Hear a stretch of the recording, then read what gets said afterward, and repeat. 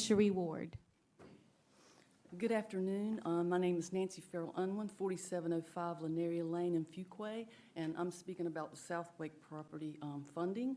On June 11, 2018, a week before the last vote to move forward to purchase the South Wake Park property, there was a work session I attended. There was a discussion about funding this property that did not discuss using the county's savings, also known as reserve.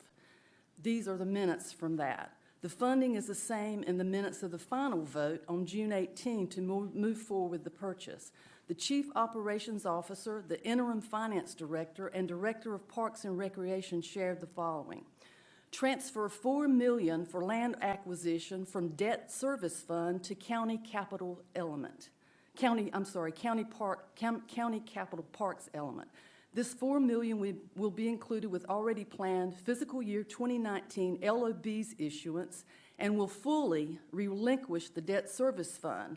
This LOB will be in place in spring of 2019. As long as the appropriation is done after July 1st, 2018, the county fund balance will not be affected because the funds will be repaid within the same fiscal year. Appropriate $553,000, a one-time funding, to cover facility cost and the master planning costs from uncommitted county capital to county capital parks element.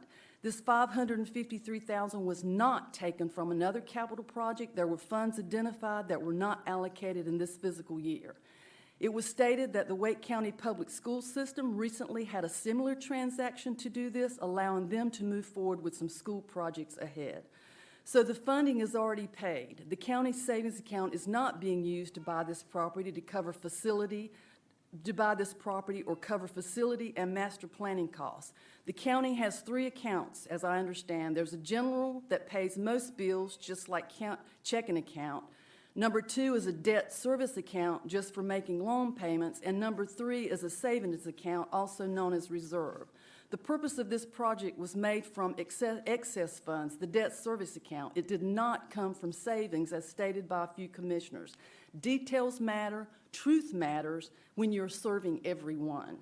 So does this sound like a solid funding plan to put together by the Chief Operations Officer, the Interim Finance Director, and accepted by the Director of Parks and Recreation? Why then is one commissioner saying the park property is allowed to be sold as surplus because it was not bought with park funds? And on that note, the board can decide to use recently passed park bond money on this property if they so choose. Thank you.